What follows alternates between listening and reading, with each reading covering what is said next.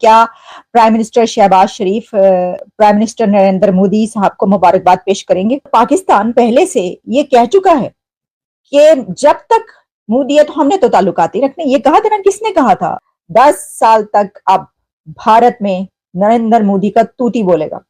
पाकिस्तान नरेंद्र मोदी साहब की हुकूमत से ताल्लुक कायम करता है और अच्छे रिलेशंस बना लेता है तो पाकिस्तान के लिए फायदा ही फायदा है। पूरी दुनिया के मीडिया ने यह खबर दी कि बीजेपी और नरेंद्र मोदी साहब बड़े मैंडेट से जीत रहे हैं। पाकिस्तान क्या सोच रहा है, यानी जो पाकिस्तान के प्राइम मिनिस्टर हैं, जो हुकूमत है, जो अथॉरिटीज है, वो क्या सोच रही हैं? क्या प्राइम मिनिस्टर शहबाज शरीफ प्राइम मिनिस्टर नरेंद्र मोदी साहब को मुबारकबाद पेश करेंगे? क्या प्राइम मिनिस्टर शहबाज शरीफ कॉन्ग्रेचुलेशन कहेंगे पीएम मोदी को उनकी जीत पर, उनकी मासिव विक्ट्री पर? क्या पीएम शहबाज ट्वीट के जरिए कहेंगे, ट्वीट करेंगे, या फिर वो पीएम मोदी को लेटर लिखेंगे?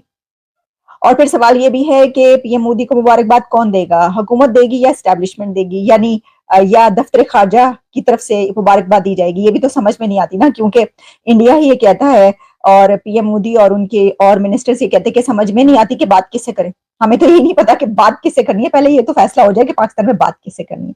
तो देखिए, मैं ये समझती हूँ कि बात तो खैर जिससे भी करनी होती है जानते हैं, लेकिन जो मुबारकबाद आएगी प्राइम मिनिस्टर शहबाज शरीफ की तरफ से प्राइम मिनिस्टर नरेंद्र मोदी साहब की जीत पर मुबारकबाद आएगी। आप ये लिख लें, आएगी आएगी ये मुबारकबाद पीएम शहबाज की तरफ से। और वो ट्वीट भी करेंगे शहबाज शरीफ साहब, यकीनी तौर पर ट्वीट करेंगे, क्योंकि इससे पहले नरेंद्र मोदी साहब की तरफ से भी जब उन्होंने वोट टेकिंग सेरेमनी उनकी थी तो उन्होंने उनके लिए ट्वीट किया था, और भी ऐसे ये हम एक प्रैक्टिस देखते हैं। लेकिन मुबारकबाद तो दी जाएगी, ट्वीट्स भी होंगी, और वो तमाम ट्वीट्स क्या डिलीट भी की जाएंगी जो इससे पहले एक खौफ में लिखी जा रही थी। कहा जा रहा था कि कहीं मोदी ना आ जाए, मोदी आ गया तो क्या होगा, और ये तो लगता है कि नरेंद्र मोदी आ रहे हैं। ये बातें चल रही थी ना, ये सुनने को मिल रहा था, और जगह जगह ये हम पढ़ रहे थे, देख रहे थे, सुन रहे थे कि कहीं ये लगता है कि नरेंद्र मोदी साहब आ रहे हैं। हवा जो है वो मोदी की है, तो मोदी ही लग रहा है कि नई हुकूमत भी मोदी साहब की बनेगी। ये वाली बातें की जा रही थी। तो अब वो खौफ का जो है वो आलम अब खत्म होना चाहिए। इसकी वजह ये है कि जो आप समझते थे वो हो गया। इसकी वजह ये है कि नरेंद्र मोदी साहब आ रहे हैं। लेकिन देखें, एक तो ये कि इसमें इतनी परेशानी वाली कौन सी बात है? लेकिन परेशानी वाली बात है, परेशानी वाली बात सिर्फ पाकिस्तान की तरफ ही नहीं होगी, ये भारत की तरफ भी होगी कि अब ये जो मतलब देखिए, वो ये कि वो तो ये कह चुके कि हमारा तो कोई है ही नहीं, कोई मसला ही नहीं, यानी हमारा तवज्जो ही नहीं है। तो जब अब नेक्स्ट टर्म भी नरेंद्र मोदी साहब की है और पाकिस्तान पहले से ये कह चुका है कि जब तक मोदी है तो हमने तो ताल्लुकात ही रखने। ये कहा था ना, किसने कहा था? 2-3 अथॉरिटीज की तरफ से हुकूमत की किसने ये बात कही थी? तो अब आप क्या करेंगे? और ये बात भी मैं आपको बता दूं कि ये मोदी साहब 1 साल 2 साल या एक टर्म के लिए नहीं आए सर, ये अगले 10 साल आप भूल जाइए। आप भूल जाएं कि अगले 10 साल आपको मोदी साहब की पॉलिसीज के अलावा कोई और पॉलिसी मिलेगी। ये मेरा तज्जिया, आप देख लीजिएगा, ये मेरा एनालिसिस, आप इसको भी आजमा लीजिए। 10 साल के बाद अगर हम भी यहीं और आप भी यहीं तो आप बता दीजिएगा। 10 साल तक अब भारत में नरेंद्र मोदी का तूती बोलेगा, नरेंद्र मोदी साहब की पॉलिसीज चलेंगी कम से कम 10 ईयर्स, नेक्स्ट 10 ईयर्स। और मुझे तो ऐसा लगता है कि वो जो 1000 साल की पॉलिसीज और वो जो कर रहे हैं, अब तो आप भूल जाएं। तो अब जबकि ये टर्म पूरी नरेंद्र मोदी साहब की आ रही है, तो इसमें वो लोग जो ये कहते थे कि ताल्लुकात नहीं बन सकते, वो क्या करेंगे? ताल्लुकात नहीं बनाएंगे, यानी पाकिस्तान जो है वो रिलेशंस इंडिया से कायम करने पड़ेंगे आपको। आप क्या करेंगे अगले? वैसे तो मेडिसिन भी ले रहे हैं आप, सब कुछ कर रहे हैं, लेकिन अब इस सिचुएशन में जबकि हम देख रहे हैं कि पाकिस्तान में नवाज शरीफ साहब की हुकूमत है। अब देखें, नवाज शरीफ जो हैं वो इस हवाले से जो पास्ट है उनका, जो माजी है, वो ये बताता है कि इंडिया और पाकिस्तान के बीच हालात जो हैं वो खुशगवार भी रहे, अच्छे भी रहे, आना जाना भी ना वगैरह। तो इस सिचुएशन में क्या नवाज शरीफ ये फैसला करेंगे और शहबाज शरीफ ये फैसला करेंगे कि नहीं, ठीक है, हम ये इलेक्शन से पहले तक था जो कुछ था। देखें, वैसे तो इलेक्शन के दौरान बहुत कुछ होता है, आपको पता है, दोनों तरफ से जो है ना, उस तरफ इलेक्शन हो, उस तरफ इलेक्शन हो, इलेक्शन के दौरान गर्मा गर्मी भी रहती है, ऐसी स्टेटमेंट्स भी आती रहती हैं, सब कुछ होता रहता है। लेकिन मसला ये है कि अब जबकि मोदी आ गया है तो अब क्या चॉइस है आपके पास? पाकिस्तान के पास जो वहां की अथॉरिटीज है उनके पास क्या चॉइस है? आप ताल्लुकात कायम करेंगे और आप ट्रेड स्टार्ट करेंगे और आप रिलेशंस नॉर्मलाइजेशन की तरफ लाने की कोशिश करेंगे, क्योंकि ये वक्त की जरूरत है। मैं ये बात इसलिए कर रही हूँ कि ये पाकिस्तान अब क्या करेगा, क्योंकि ये वक्त की जरूरत है। आपको पता है कि जो इस वक्त शोरिश है, ये शोरिश ज्यादा दौर है, अदवार है, जहां पर केपीके से लेकर बलूचिस्तान तक हर जगह पर कैसी कैसी मूवमेंट्स चल रही हैं, और उसमें जो ह्यूमन राइट्स हैं उसके हवाले से वहां पर क्या हो रहा है, और इसके अलावा जो पॉलिटिकल क्राइसिस है वो भी कैसा है। तो मतलब कोई भी एक डिपार्टमेंट भी अगर आप ढूंढने के लिए बैठे तो आपको ऐसा नहीं मिलता कि जहां पर आपको सुकून नजर आए, जहां पर आपको ऐसा नजर आए। तो ये अब ऐसे हालात में कोई भी कंट्री जब हो, जब उसके अंदर इतनी शोरिश हो, तो फिर वो ये कोशिश करता है कि जो बॉर्डर्स हैं कम से कम वो पीसफुल रहने चाहिए, क्योंकि पहले अंदर से तो निमट लें, या ये जो कुछ हो रहा है। तो बॉर्डर्स को पीसफुल करने के लिए आप जानते हैं, खैर बॉर्डर्स उस तरफ से तो पीसफुल ही रहते हैं।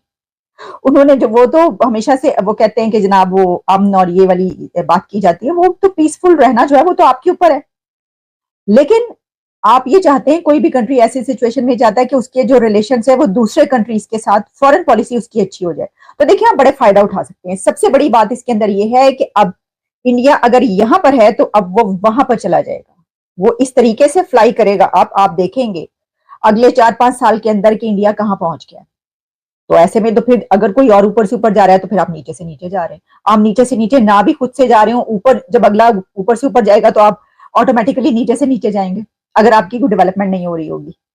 तो या तो आप डेवलपमेंट के तरीके निकाल लें, ठीक है ना, यानी आप अपने मुल्क को डेवलप करने की शुरू कर दें और ये सारे स्टेप्स जो है लेना शुरू कर दें। एक तो ये, और दूसरा ये कि अगर आप देख रहे हैं कि आईएमएफ के पास हम तो हैं, इस तरह के कोई तरीके नहीं निकल सकते, तो कम से कम आपको ये तो जरूर करना पड़ेगा। मतलब मैं समझती हूँ कि जो है वो हुकूमत को, वहां की और अथॉरिटीज को ये सोचना चाहिए अब कि इस तरह की जो चीजें होती हैं अब उनसे बाहर निकल आया जाए और ये इस एक वक्त से फायदा उठाया जाए। और अगर पाकिस्तान नरेंद्र मोदी साहब की हुकूमत से ताल्लुक कायम करता है और अच्छे रिलेशंस बना लेता है तो पाकिस्तान के लिए फायदा ही फायदा है। मैं समझती हूँ कि कोई एक भी नुकसान नहीं होगा। फिर इसके बाद ये कि देखिए, बल्कि ये कहना चाहिए कि कोई एक ऐसा लीडर वहां पर भी आ जाए, पाकिस्तान में भी कोई मोदी जैसा लीडर आ जाए, वहां पर भी मोदी जैसा लीडर उनको मिल जाए कोई, तो तभी वो उठा सकता है मुल्क को। जो मैं ये कह रही हूँ कि या तो अपने मुल्क को डेवलप कर लें, एक ये आपके पास ऑप्शन है। इसके लिए तो आपको मोदी जैसा लीडर चाहिए मुल्क को डेवलप करने के लिए, जो चंद साल के अंदर आपको 5th लार्जेस्ट इकोनॉमी बना दे, 3rd लार्जेस्ट इकोनॉमी बनाने लगा हो इस टर्म में, और जो आपके मुल्क में पैसे के ढेर लगा दे, इन्वेस्टमेंट के ढेर लगा दे, और जो पूरी दुनिया से रिलेशन ऐसे बनाए कि उसका अपर हैंड रहे। ऐसा कोई लीडर, मोदी जैसा कोई लीडर पाकिस्तान में भी अगर आ गया तो पाकिस्तान की काया पलट जाएगी और हालात संवर जाएंगे, नसीब सुधर जाएगा।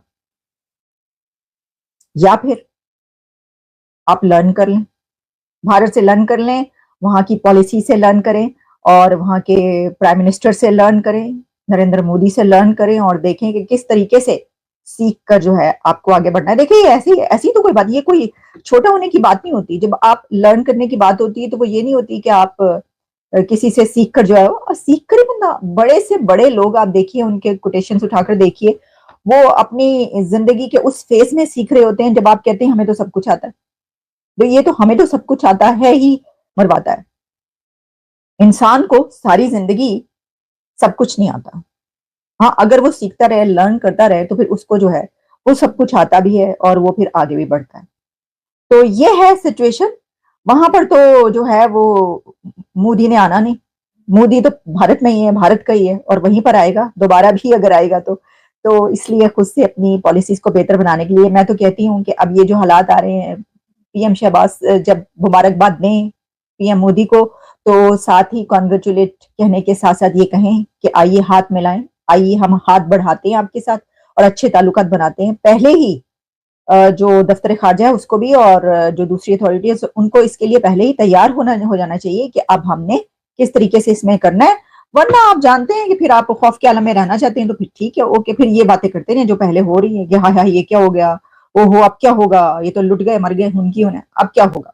लोकसभा चुनाव एग्जिट पोल पर चीन और पाकिस्तान ने भी अपनी अपनी प्रतिक्रिया दी है। चीन ने जहां भरोसा जताया कि भारत में एक बार फिर नरेंद्र मोदी की सरकार बनने से दोनों देशों के संबंध सुधरेंगे, तो वहीं पाकिस्तान ने यह आशंका जताई कि अगर तीसरी बार नरेंद्र मोदी सत्ता में वापस आते हैं तो पाकिस्तान के खिलाफ और आक्रामक नीति अपनाएंगे। चीन के सरकारी अखबार ग्लोबल टाइम्स ने चीनी विशेषज्ञों के हवाले से लिखा कि भारत में एक बार फिर नरेंद्र मोदी की सरकार बनती है तो घरेलू और विदेशी नीतियों में निरंतरता बनी रहेगी। तीसरी टर्म में नरेंद्र मोदी इकोनॉमी को बूस्ट करने के लिए अतिरिक्त प्रयास करेंगे।